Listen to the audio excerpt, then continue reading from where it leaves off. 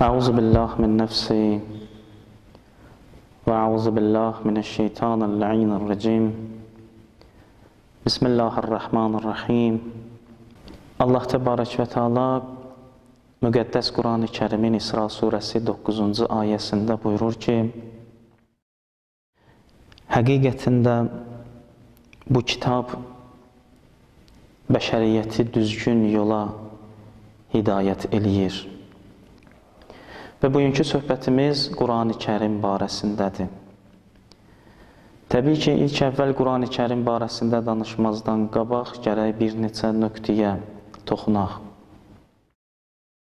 Əvvəla, ən mühüm məsələlərdən biri budur ki, təbii ki, biz Quran-ı Kərimin tərifinə və onun mənasına baxmadan gərək bir neçə şeyi öyrənək, ondan sonra isə gələcək bəhslərimizdə Quranın tərifi və yaxud Quranın hansı kitab olması və digər kitablardan fərqini öyrənməkdən ötürü müraciət eləyək. Ən əvvəl məsələlərdən biri budur ki, bugünkü gün cəmiyyətimizi düzgün şəkildə islah etməyə və eyni zamanda cəmiyyəti düzgün yola yönəltməkdə müqəddəs Quran-ı Kərimin böyük və əvəz olunmaz rolu vardır. Yaxşı, bizi maraqlandıran bir sual var. Görəsən Quran-ı Kərim bizə nəyi öyrədir? Və yaxud biz Quran-ı Kərimdən nəyi öyrənə bilərik? Birinci məsələ budur ki, tərbiyyətul insan, yəni insanı tərbiyələndirir hər bir tərəfdən. Fərq etməz ki, insana ancaq onun ibadətində tərbiyəni və yaxud onun gündəlik həyatının nizamlamasındakı tərbiyəni ilə axır müxtəlif tərbiyələr ki, insana lazımdır. Allah Təbarək və Teala Quran-ı Kərimin vasitəsilə insanın ruhuna bunu aşılayır. İkinci məsələ budur ki, müalicət-ü təkəbbür. Quran-ı Kərimin ən gözəl üslublarından biri budur ki, insanın təkəbbürünü müalicə eləyir. İnsanın təkəbbürünü ondan uzaqlaşdırmağa ona yol göstərir. Üçüncü bir məsələ, Quran-ı Kərimin digər bir insana öyrətdiyi tərbiyə var və eyni zamanda insana öyrədə biləcəyi bir şey var. O da qüruru sındırmaq. Və o vaxt ki, Allah Təbarək və Teala Bəqərə surəsində yer üzündə xəlifəmi qərar verdim ayəsini zikr eləyəndə Allah Teala'nın məqsədi insanı həqiqi, kamil şəkildə yaratmaq idi. Ki, sonraki ayələrdə Allah Təbarək və Teala buyurur ki, biz Adəmə elm öyrətdik. Digər dördüncü məsələ budur ki, husnul xulq. Allah Təbarək və Teala Qur'anın vasitəsilə insana gözəl əxlaq aşılayır. Allah Quran-ı Kərimdə buyurur ki, sizin üçün Peyğəmbərdə çox gözəl əxlaq və eyni zamanda böyük örnəklər vardır ki, siz Peyğəmbər Səlavatıllahdan bunu öyrənə bilərsiniz. Təbii ki, bu Qur'anla insan arasında olan vasitədir ki, Həzrəti Peyğəmbər sallallahu aleyhi və səlləmin hədəflərindən bir neçə hədəf var idi. Peyğəmbərlik məqamına yetişib və Allah Təbarək və Teala onu məbəs eləyib, göndərib ki, həqiqətən də bu bəşəriyyətə və ümmətinə Peyğəmbər olsun. Onlardan biri də budur ki, insanları düzgün yola yönəltsin və onlara gözəl əxlaq nümayiş etdirsin. Quranın bizə öyrətdiyi digər bir məsələ, əmr bimərufun, gözəl işlərə dəvət və nəhy ənil münkər, pis işlərdən insana çəkindirməyi vacib olduğunu bizlərə başa salır. Ki, bu da Quran-ı Kərimdə 5-ci məsələlərdən biridir. 6-cı məsələ, əl-hubbu fil-İslam. Allah Təbarək və Teala Qur'anın vasitəsilə bəşəriyyətə İslamda sevgi və məhəbbəti aşılayır. Tək məhəbbət deyəndə İslam o məhəbbəti insana öyrətmir ki, tək evdəki övladına və eyni zamanda həyat yoldaşına olan sevgi və məhəbbət. Xeyr. Əslində İslamın və yaxud Quran-ı Kərimin desək daha yaxşı olar ki, söhbətimiz məhz Quran-ı Kərimdəndir. Quran-ı Kərimin insanlara aşıladığı məhəbbət tək övlad və qadına deyil, eyni zamanda onun valideynlərinə, dininə, kitabına, Peyğəmbərinə və bütün bəşəriyyətdə olan nəfs-i möhtərəmə, yəni günahsız insanlar ki, sən şəri nöqteyi nəzərdən icazə verilmir sənə ki, ona əl qaldırasan hamısı ilə sevgi və məhəbbətlə davranasan. Və Quranın ən böyük hədəflərindən biri də budur. Quran-ı Kərim müqəddəs kitab olduğu üçün gərək insanları riyadan çəkindirsin. Vacibi ibadətlər və eyni zamanda digər məsələlər ki, sırf Allah Təbarək və Teala'nın özünə bağlıdır bəndə ilə Allah arasında, gərək bunlar riya xarakterli olmasın. İnsan özünü kiməsə göstərməsin elədiyi ibadətlə. Allah bunu istəyir ki, insanlardan bu riyanı uzaqlaşdırsın və öz bəndəsini ki, yer üzündə qeyd elədiyimiz kimi ayədə xəlifəsi qərar verib və o bəndə Allahı ilahi bir fərmanı nümayiş elətdirir, gərək insan diqqətli olsun bu məsələlərdə ki, həmin o riyadan uzaq olsun. 8-ci məsələ tərkül kizb. Quran-ı Kərim insana yalan danışmamağı öyrədir, yalandan uzaq olmağı. Hansı ki, bu məfhum Allahdan deyil, bu məfhum şeytanın məfhumudur ki, ilk əvvəl bunu Adəm əleyhissalama öyrətdi. Daha doğrusu, müəyyən sözlər ki, Quran-ı Kərim bunun barəsində danışır. Adəm əleyhissalamı həmin o qadağan olunmuş ağaca əl uzatmasında məhz bir nömrəli vasitəçi şeytanın özü oldu. Və bu yalan da Allah Təbarək və Teala'dan deyil. Yəni, mümkündür ki, Allah Təbarək və Teala ədalət sifətinə malik olsun və eyni zamanda Quranın bir çox ayələrində Allah Təbarək və Teala buyurur ki, biz heç kəsə zülm etmərik. Hətta digər bir ayədə buyurur ki, xurmanın tumunun üstündə olan lif qədər biz heç bir kəsə zülm etmərik. Yalnız onlar özlərinə zülm edirlər. Bu, Allaha yaraşan sifət deyil.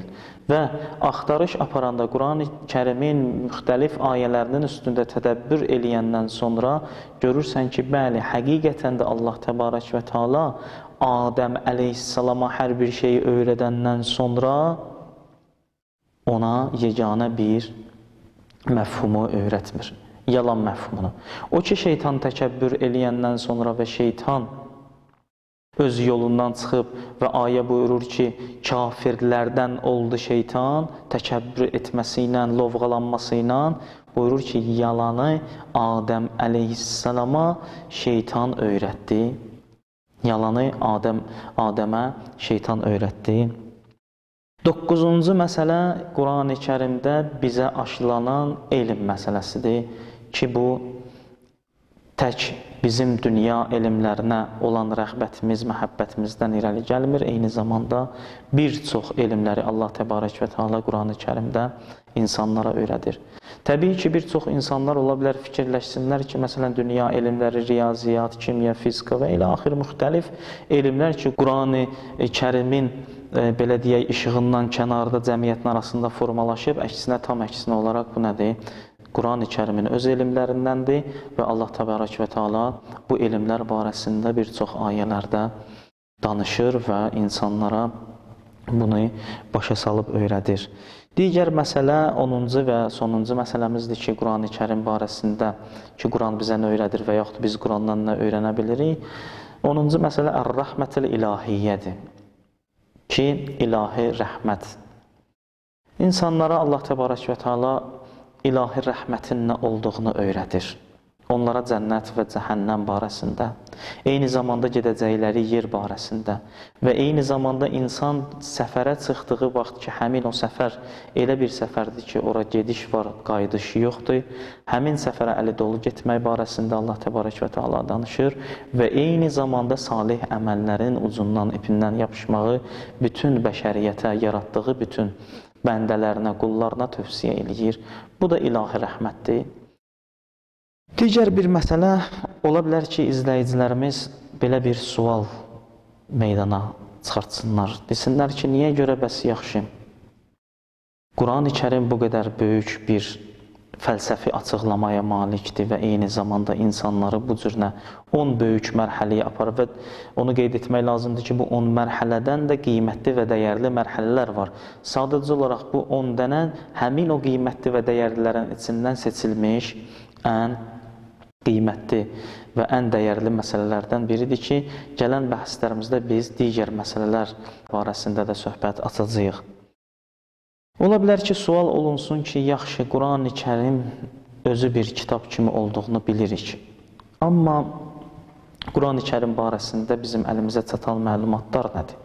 Təbii ki, bu iki yolla isbat olunacaq, bu iki yolla sübut olunacaq ki, Quran-ı Kərim Allah Təbarək və Teala'nın öz kitabıdır və kitabla eyni zamanda hədislərə istinadən ki, biz həmin hədisə nəzər salacağıq bu məclisimizin müəyyən hissəsində görəcəyik ki, həqiqətən də insan Quran oxuyanda Allah Təbarək və Teala ilə danışır, necə ki, bu hədisdə gəlib. Və sual oluna bilər ki, yaxşı, Quran kitab olmaqla yanaşı hansı funksiyalara malikdir? Allahın Rəsulu buyurur ki, Quran-ı Kərim elə bir kitabdır ki, bir dəlildir, dəlalət eləyir insanın ən gözəl yol seçməsinə. Xeyrus səbil, ən xeyirli yolu seçməsinə dəlalət eləyir. Həzrət Peyğəmbər sallallahu aleyhi və səlləm buyurur ki, Quran-ı Kərim zəlalətdən insanı çıxaracaq hidayət kitabıdır. Quranın gücü çatır ki, insanı çirkabın, zülmətin, qaranlığın içindən çəkib çıxartsın, onu düzgün bir yerə gətirsin ki, cəmiyyət içində formalaşmaq qabiliyyətinə malik olsun. Digər bir məsələ, həmin o məsələdir ki, bayaq qeyd etdik, həqiqətən də Allah Təbarək və Teala özü Quran-ı Kərim oxuyan şəxslə danışır. Bu da bir hədis kimi Həzrət İmam Sadiq əleyhissalamdandır.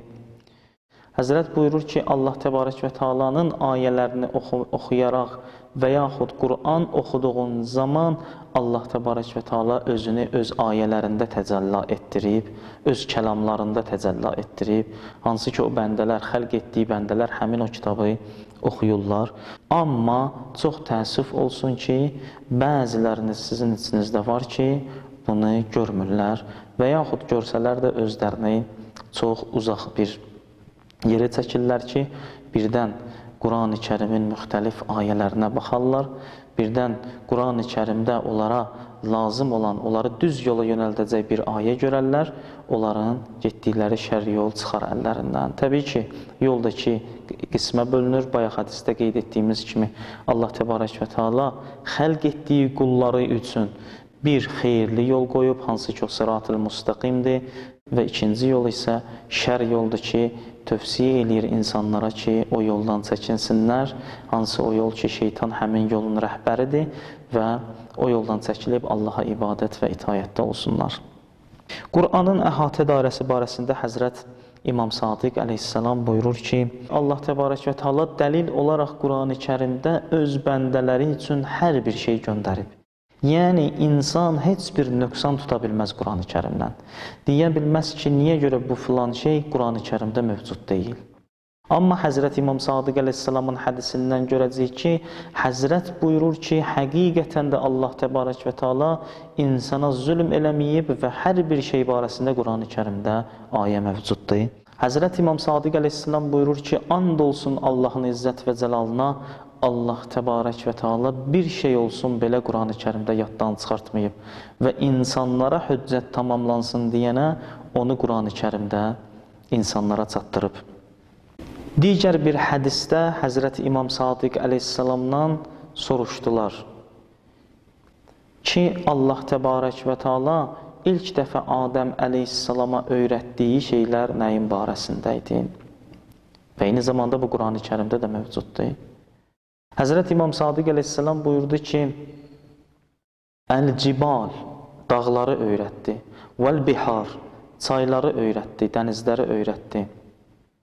Sonra Həzrət buyurdu ki, Adəmə hər bir məsələ lazımdırsa və hansı məsələlər ki, qaranlıq qalıb Adəm əleyhissalama, hər bir şeyi Həzrəti Adəm əleyhissalama Allah Təbarək və Teala başa saldı. Ki, bu da dediyimiz, qeyd etdiyimiz əvvəlki yuxarıdakı hədislə üst-üstə gəlir ki, həqiqətən də Allah Təbarək və Teala insana zülm etməz və ona hər bir şeyi öyrədər. Hətta İmam Sadiq əleyhissalam üstündə əyləşdiyi döşəyi göstərərək öz səhabələrinə buyurdu ki, Allah Təbarək və Teala hətta bu gördüyümüz döşəyin barəsində Həzrəti Adəm əleyhissalama məlumat verdi. Digər bir məsələ isə Quran-ı Kərimə əvəz olunacaq, daha doğrusu Quran-ı Kərimi əvəz edəcək bir kitab yoxdur. Bu Quran-ı Kərimin həmin əvəz olunmaması barəsində Həzrət İmam Əli əleyhissalam buyurur ki, hər kəs hidayət yolunu Quran-ı Kərimdən başqa bir kitabda axtarsa, buyurur ki, Allah təbarək və teala onu zəlalətə aparar, zəlalətə düçar eləyər. Və digər sonuncu məsələmiz isə budur ki, İmam Hüseyn əleyhissalamın hədisində Quran-ı Kərimi Həzrət 4 hissəyə bölür və həmin bu 4 hissə barəsində bizə bu cürlə məlumat verir. Birincisi, ibrətlərdən təşkil tapıb, ikincisi, işarələrdən təşkil tapıb və Həzrət 3-cü məsələdə buyurur ki, vəl-lətəif, çox gözəl sözlərdən, hikmətlərdən danışır Quran-ı Kərim və 4-cüsü, vəl-həqaiq, həqiqətlərdən danışır. Sonra Həzrət İmam Hüseyn əleyhissalam hədisin digər hissəsində bu 4 bölünməni insanların üzərində tətbiq edir ki, hər kəsin buradan öz payı var. Həzrət İmam Hüseyn əleyhissalam buyurur ki, fələ-ibarətu lil-əvam. Quran-ı Kərimdə zikr olunan ibrətlər avam insanlar üçündür. Hansı ki, onlar yalnız onu oxuyaraq özlərini və gündəlik həyatlarını nizamlaya bilərlər. Digər ikinci məsələ ki, işarələr haqqında buyurmuşdu. Quranın ikinci hissəsi işarələrdən ibarətdir. Vəl-işarətu lil-xəvas. Və olunan işarələr isə xas insanlar üçündür, xas bəndələr üçündür. Allah təbarək və teala ona işarə edir Quran-ı Kərimdə. Vəl-lətəif, hikmətlər və gözəl sözlər isə Həzrət İmam Hüseyn əleyhissalam buyurur ki, lil-əvliya, əvliyalar üçündür ki, Allah təbarək və teala onların fəhm eləyə biləcəyi qabiliyyətdə onlara həmin hikmətləri nəsib eləyib. Və 4-cü, sonuncu məsələ isə vəl-həqaiq lil-ənbiya. Həzrət İmam Hüseyn əleyhissalam buyurur ki, həqiqətlər isə Allahın göndərdiyi haqq olaraq peyğəmbərlərə nazil olub və peyğəmbərlər üçündür. Hansı ki, onu nə avam insanlar, nə xas insanlar, nə əvliyalar başa düşə bilməzlər. Və verilişimizin sonunda mən istərdim bir nöqtəni siz əzizlərimin nəzərinə çatdıram ki, gələn bəhslərimiz inşallah Quran-ı Kərimin digər məsələləri barəsində və eyni zamanda onun tərifi barəsində olacaq. Vəlhamdülillahi Rabbil aləmin və səlamu aleykum və rəhmətullahi və bərəkatuhu.